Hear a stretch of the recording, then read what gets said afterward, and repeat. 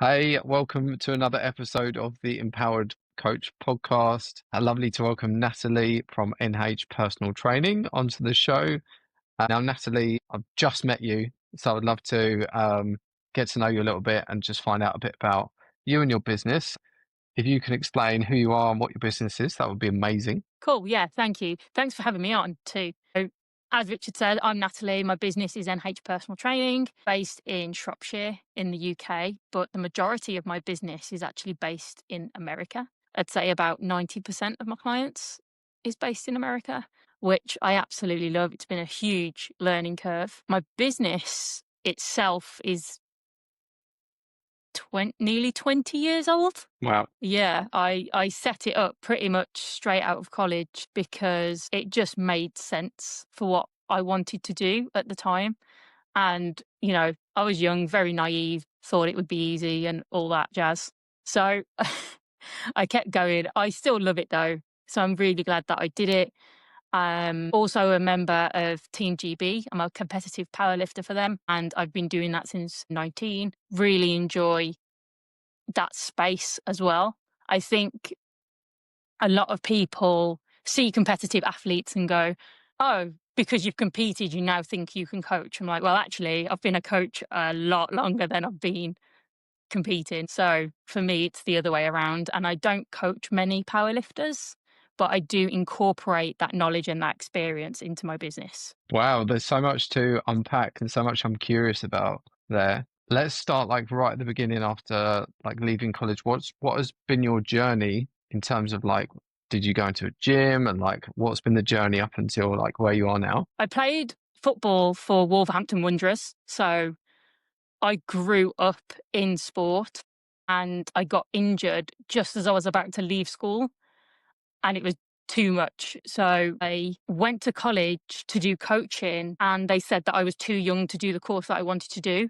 And the personal training course was open. So I did that thinking I'll do a year of personal training and then I'll incorporate that into my coaching, which is what I did. But I did 2 years of personal training, started working for the college, and then incorporated all my coaching badges. And what I realized with the coaching is I was really restricted with who I could help and how I could help them. I was going to be restricted to one sport or one club or one way of working, one type of person. Women's football wasn't anywhere near as big as what it is now either. So I spoke to a couple of my lecturers and was like, right, I think I need to go into personal training and incorporate my coaching into personal training and not have that many restrictions that way, because I'll be working for myself. And my niche at the time was helping young athletes develop with their coaches. So I would take a young athlete on, and one of the things I would do is say, right, I need to communicate with your coach. And their coach would say to me,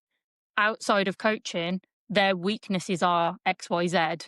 This is where you need to help them improve their weaknesses to bring into the sport. And that's what I did for a couple of years. I absolutely loved it. Wow. So was that as a strength and conditioning coach? Would you call yourself back then? No, not then. Then it was football. It was grassroots sports. So football, rugby, basketball, netball, rowers, cyclists, runners, that sort of a side, because that was my background at the time. Yeah, yeah.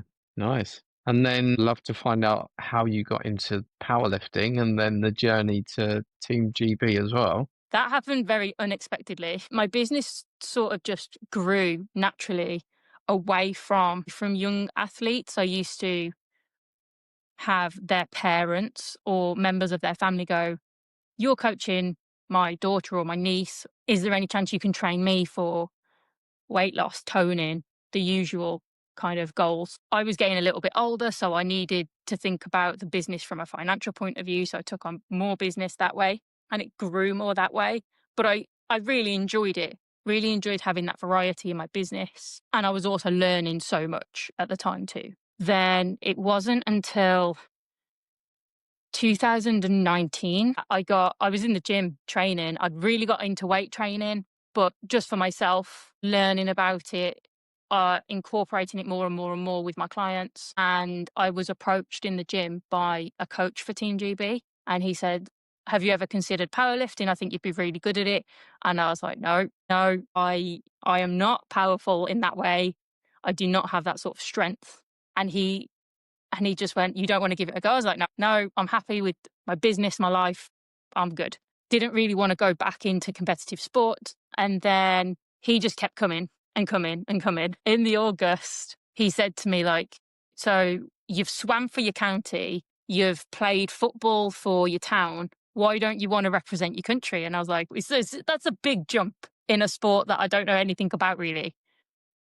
And he went, but you'll learn. We've got a team who train at this gym. Just come and train with us. And I was like, right, okay. I will train with you for a week and I'll see how I get on. But I'm not making any promises from there. And in the September, that's what we did. I trained with the team, got on with everybody, really enjoyed it. And he said, don't worry about your strength. Don't worry about your power. That'll come. Right now, we just need to refine your technique to build the foundations for this. And then in the December, he said, we've got a charity competition coming up. It's a Christmas comp, so you can dress up in Christmas stuff. I love Christmas. I used to do quite a lot for charity. So I competed in that way and fell in love with it. Absolutely fell in love with it. Then the February, I did my first proper competition for Team GB. It was a qualifier for the British Championships. It went really well. And then March, we went into lockdown. So that kind of stopped. And then I managed to pick it up again when all the restrictions lifted and have been competing ever since. Yeah, that is super random, isn't it? It's not every Yeah. day a Team GB coach just comes up to you and is like, hey, do you fancy trying this? Yeah, it was really strange. But I think because I grew up in exercise, I think because exercise was such a massive part of my life, I had the foundations that he was looking for. Mm. It was just refining them and then building the strengths, which, as we both know, the foundations are key. So, yeah. But so currently, it's your passion, but it's not a big part of the business per se in terms of what you coach right now. So what does the current business with your clients in America look like? I train busy, decision fatigued female CEOs. That's my niche. That's who I look after. These women, they know that health should be a priority in their life, and they know it will have a knock on effect positively in every area, but they just can't seem to make it consistent in their hectic schedule because something else always takes over. Something else always comes up. We've all been there. We know what that feels like to have our training schedules interrupted and not be able to fit it in. What I do is I teach them how to lift safely, gently build their confidence, work around their schedule as much as possible. And then once they have built that consistency, we then build to where it is they actually want to go with their physical fitness. But the first bit of it is always that consistency. And again, you'll know this, the confidence that comes through that without setting any major goals or without really seeing any physical changes in the first 6 weeks, your confidence just goes through the roof if you can find that consistency. And those are the kind of women that I work with now. Nice. And how did you get into the niche or pick that niche? And how did it transpire that a lot of them were American? Was that a tactical decision in terms of like where you were looking from, or did it just happen by accident? A little bit of both. So when I was really young, I was training a guy in a gym and he was really consistent, really self-motivated. But he had his own business and he was the first business owner that I'd ever trained. So I used to speak to him about business things and he used to teach me so much about the business side in his sessions. And the one day I just said to him, I was like, why do you need me? You come in, you're motivated, you're consistent. What do you need me for? And he said, I make every decision. When I go to work, I delegate, but ultimately I make every decision. When I go home, right now, my wife is a stay-at-home mom. So all the finances come from me. So she passes decisions off to me about the kids, about the home, about the car, about this, about that. I come to you because for that 1 hour, I don't need to think about anything. I just do what I'm told and that is it. Never thought about it, found it interesting. Mm. And then when we went into lockdown, I was like, right, I'm not going to be working like I was. What can I do? and I started online networking and really enjoyed it. And I found a group where I was the only, just by chance, that I was the only British woman in there. And I started getting messages from these business women about how they just didn't want to think about it because it was too much. And I was like, there's something here. And the work just started to come in and come in and come in and come in and come in. And they all just happened to be America based. And Mm, because their gyms were open during lockdown, whereas weren't, they could still go to a gym. So that's how it kind of nice. worked. Yeah. Yeah, that's really interesting. What was the name of was it a networking organization? Is it something that you still do? The networking group that was really good for me was the Advanced Women's Network. And it is still going. I'm not a part of it anymore. I came out of everything when I got pregnant and had my first baby. So I kind of came away from all of that. But obviously, I still kept the network and kept the connections away from there. So connected with everybody on LinkedIn or other social Yeah, platforms. yeah, So when I started to come back to work, it was just a case of me making the effort to reconnect with my network and say, I'm back at work, yeah. yeah. I'm really pleased you brought that networking piece up because it's not something actually I've had a conversation with about on this podcast, but it is so important. They say your network is your net worth, right? But it's that relationship building, and it's so difficult online and through like platforms like LinkedIn to create that connection and create that trust. So I think going to these online or in person, if you've got them locally, is such a powerful way to just build a network. And they don't even necessarily have to be people that are ready right now, but they might know other people that they refer to you. Completely agree. I completely agree with you. Percent. I found that I was trying to network in person before lockdown. And what I found was I couldn't go to a consistent meeting because clients would run late. They would change times, this, that, and the other.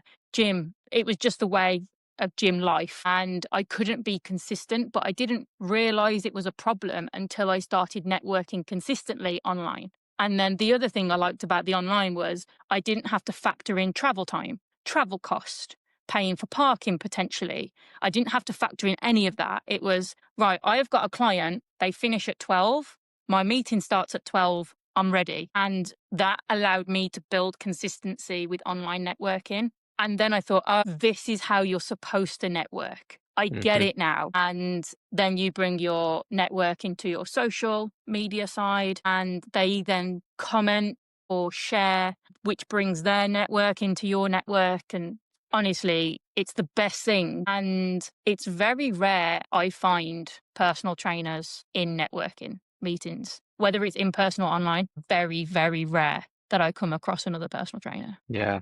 Anyone watching this, this is a hack. Find an online meeting, can be anywhere in the world, and just jump in and show your face and start Yeah. building those connections. Yeah. Because the more people you meet, the more chanced like something will happen. Yeah. Like Definitely. it's like the butterfly effect, isn't it? It's like you're sending your ripple out. The more people and the more conversations you have, something will come back. Yeah, I've done a lot of this. I can't remember if it was last year or the year before, but I've done a lot of online meetings and like all over the States, like New York, like every different part. I would just jump in and be like, hey, I'm Richard from the UK. And I got a couple of clients like out of it, but more so, I built those connections and then was able to add them like on LinkedIn, which I wouldn't have been able to do if I hadn't met them in person or like on Zoom. And then subsequently, they've then been like, oh, by the way, I know this person, this person. So yeah, hack for anyone watching, get yourself into a networking meeting. With your niche, I think it's one that people when they get into online coaching, they think about the money, right? And they think about who's the high earners, who can I charge a lot of money for? And often it is those CEOs and business owners that everyone thinks, right, that's my niche. So I think it's hugely competitive. Have you found that like in the space? Do you feel like you've got a lot of competition for your avatar? No, I actually don't.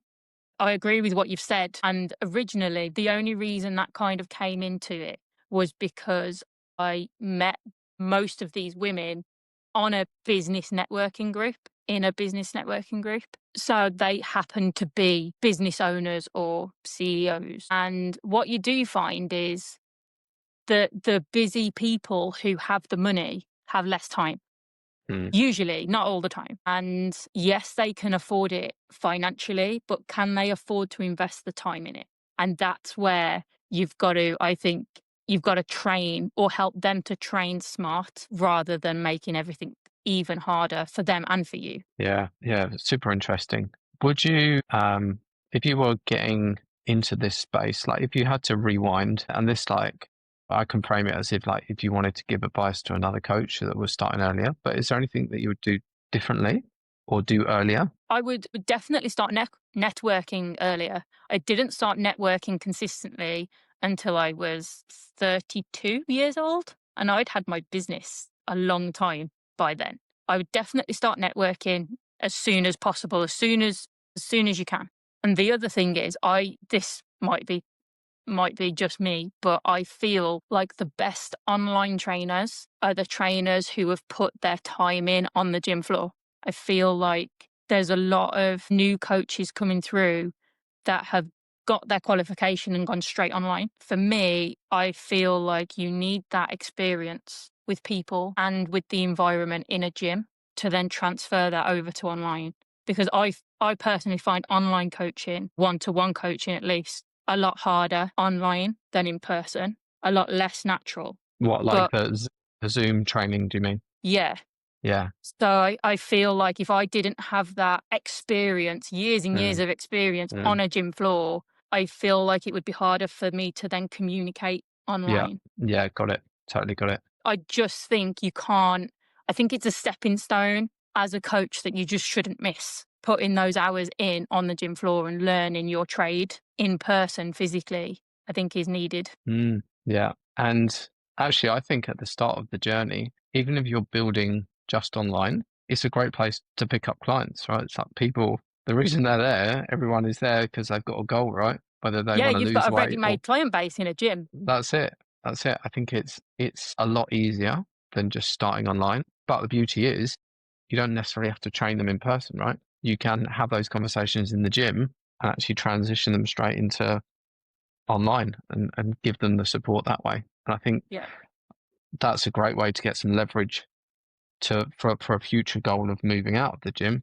Because the trap is you get stuck in the gym paying rent and all your clients are there and then you can't go anywhere because you'll lose all of your clients. So I think having Yeah.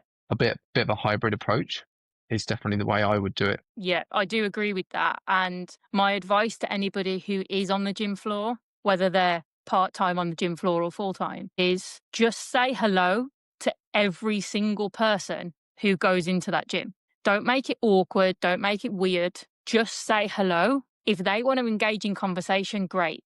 If they don't, they know who you are now. And if you do that every single day to every single member, if they come to a point where they're like, do you know what, I do need a trainer, you're going to be front of mind because you're the only person who's spoken to them, even if all you've done is said hello to them. Yeah. Yeah. And you'll find that especially with people who are quite anxious in the gym. They'll be like, oh, well, you're the only person who ever spoke to me, so I'm going to come to you. So that's my advice for people who are in the gym, whether it's part time or not. Yeah. And also I think I used to look at like levels of rapport. Like it's unnatural to just go straight up to someone and just like start a full blown conversation with them because they can think in the back of their head like, oh God, here comes a PT. He probably Yeah. wants some money off me. Yeah. Whereas if you think about like first stage, it's just saying hello, maybe you're cleaning the machine. Good morning. Next day, good morning. How was your session yesterday? Next day, like the conversation builds and the trust builds to the point that you might be able to position, oh, I saw you on that. Can I just show you something else that might benefit Yeah. from you? And just build that trust Definitely. up. It doesn't Yeah. have to be, it doesn't have to be as nerve-wracking and as difficult as what people make it. And I see it when I go to the gym myself. I see personal trainers like awkwardly just standing around waiting to speak to somebody, and it does look really awkward. So that would be my advice to people who are in a gym. Yeah. And I think we experience the same resistance of speaking to people online as we do in the gym. Yeah. And it's that kind of fear of like them not want to speak to us or like we feel salesy if we start that conversation, which is why like so many PTs drop out of the industry, because it's just they struggle with that little bit. They can be the most skilled coach, but they just can't get over that fear or the ability to have communication. And I've seen some terrible coaches who've got really good gift of the gab, being able Yeah. to, just And they're sell. fully So booked. And you're like, how are you fully, yeah, how? yeah, Yeah. yeah, yeah. So, but I think it's a skill, isn't it? And it's something you have to look at as my business. This is something that I need to develop. I've Yeah, developed that skill set in the gym, but I need to develop one, overcoming things that I'm scared of, and two, just getting into conversations and practicing as well. I agree. With social media, how I know you're on Instagram. Do you do much on LinkedIn as well, or like where do you tend to post? I tend to use my social platforms for different reasons. So LinkedIn is where I tend to connect with the people that I network with, and I do put out fitness content, but I also put out business content on LinkedIn, and I have business conversations and not just fitness conversations. But that's where I tend to nurture the people I meet through networking. Yeah, LinkedIn, Instagram. I love Instagram. I just find it really fun and free flowing to use. I post on stories about all sorts of random stuff. I will post on stories about anything because I feel like it. Where my grid is more fitness based. TikTok, I only really use TikTok for my own personal fitness journey, and that's probably it. I probably only really, yeah, I'll do the odd business thing on TikTok, but it's usually my journey and my training mm, that is on TikTok, and I use it for that. Find it quite a fun platform to build like a women who live sort of community on there. And then Facebook, my personal page on Facebook, I don't accept any friend requests of people who I don't know. I don't use it to build a network at all. My Facebook business page is open for people. And then I've got a private Facebook group for people who want extra support, but don't necessarily want to pay for it, or they want to be part of a community in the online space. So I kind of yeah, use my platforms for different things. And then YouTube is my biggest platform, that's the one I'm focusing on the most right now. And that's probably my most educational platform. nice. So, what sort of content are you making for YouTube? At the moment, there's a lot of technical things going on there. So for myself, I'm doing Sunny Webster's 6-week Olympic lifting program for myself right now. I'm learning more about Olympic lifting and how it can transfer over into my powerlifting and make the foundations and my smaller muscles stronger, ready for powerlifting. So I'm doing that right now. So there's a lot of technical things on YouTube that are going on about snatch and clean and jerk and all the technical sides. A lot of me doing failed lifts on there because I'm failing a lot of lifts on there, as anybody who does Olympic weightlifting will probably know. And then I'll turn blogs into long form videos like women, we need muscles. If you want to tone up, you need to build muscle. Can't be toned without building muscle. Have a lot of women say to me, I want to tone up, but don't want to be muscular. Like, I should probably talk about this. That's the biggest one, isn't it? Women think that they're going to lift a dumbbell and just be like automatically super buff. Yeah. So a lot of my content is around sort of the myths of Yeah, women lifting and the benefits of women lifting, how it can benefit you in so many ways outside of the gym and not just in your physical appearance or physical fitness. yeah, nice. So there's a lot there and some amazing stuff. When when coaches start out, sometimes I think they make the mistake of spreading themselves too thin, trying to do it all. TikTok, LinkedIn, Instagram, Facebook. I think it's something you have to you get good at something and then maybe pivot to one once you're more confident and you've got some good traction with it. What would be your recommendation for someone starting out? Like, what platform should they go to and focus on first, in your opinion? I think it depends on the person. I think if you're looking at I think you need to pick the platform that you enjoy being on Yeah, yeah, first. definitely. I think if you're not enjoying the platform or if you don't use it anyway, so a lot of people might not use LinkedIn because they've never had a business before, or they're just fresh out of college, so they've never had any use for LinkedIn, then I probably wouldn't start with LinkedIn. I'm not sure. I think TikTok and Instagram, it's really easy to cross promote. So if you want to be on, it's an easy one if you want to be on both, because you can literally just post a reel on TikTok and the same thing on Instagram Mm, if you mm, want to. If it was me, I would start a lot earlier. I would start on YouTube simply because it's the world's biggest search engine. yeah, yeah. And I enjoy the educational aspect of empowering women with the knowledge. So I wish I had started YouTube a lot sooner. I think what the top coaches do and what is going to separate people is, you know, in 2025 and next year, is long form content and community building as well. I think they're the two things, because you really have to nurture your audience, and people have to get to know you a bit before they trust you and like you. And it's really difficult to do that with short form content, because it's just Yeah. like so quick. And often, sometimes it doesn't feel that genuine either, because there's always like an intention behind what you've created in short form content.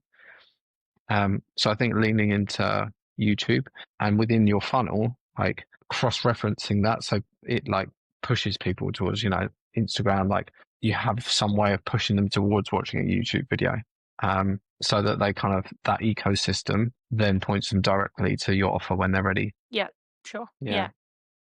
Yeah.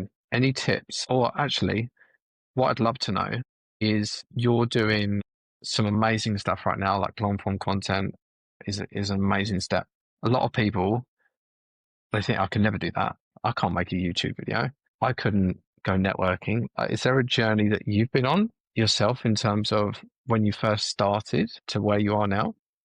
In terms of videos and long form content, start off filming your own training. It will get you comfortable in front of the camera and it will get you more used to it. And then maybe at the end of a lift, walk up to the camera and say one line, just, well, that didn't go to plan, or that went better than I expected. Just something that's quite tongue in cheek. Yeah. And eventually that will naturally sort of grow.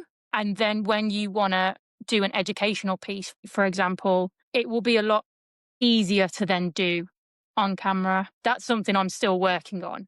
But I do find that getting used to being in front of the camera in the gym has been a really good stepping stone for me. In terms of networking, I would pick a free one.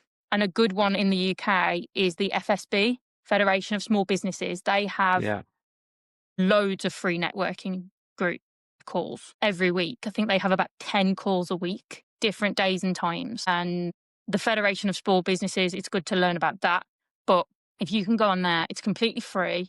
They're all an hour, and watch and listen to how other people are pitching and then see how that makes you feel. I've seen people and I've like, oh no, I don't like something you've just done. I don't like it's put me off. It's repelled me. And then I've listened to other people and gone, oh, and that could be that I have absolutely no interest in what they do or what they're selling or what their business is, but it's the way they've come across with their pitch has just warmed me to them or repelled me. And if you watch and listen, you can go, oh, I like that about that. I like that about that. How can I then blend that into my own pitch? And getting that pitch for networking is going to take time. And it's going to go through a lot of phases before you get to where you want to go. And that's fine. That's okay. And it's just having the courage to start as well, isn't it? And being okay with failing, or okay with it not going Yeah. amazingly well. I think something as fitness people, I think failure is bred into us, or it should be bred into us, because if we're not failing lifts, if we're not failing at getting personal bests in some form, whether it be speed or lifting or something else, I think if we're not failing, we're not pushing ourselves physically, we're not pushing ourselves enough. And if you're not teaching that to your clients, and going, oh, you did 4 sets of 10, that's brilliant. We're now going to push that. Oh, no, I'm not ready for that. We've all got that client who doesn't quite want to be pushed. If you're not pushing them and they're not failing in some way, then I think you're doing them a misservice, because you're not pushing them quite hard enough. And when we train ourselves, if we're not failing, Don't get me wrong, you don't need to be failing everything every week. But if you're not failing and you're training every now and again, Mm. are you pushing yourself hard enough? Probably not.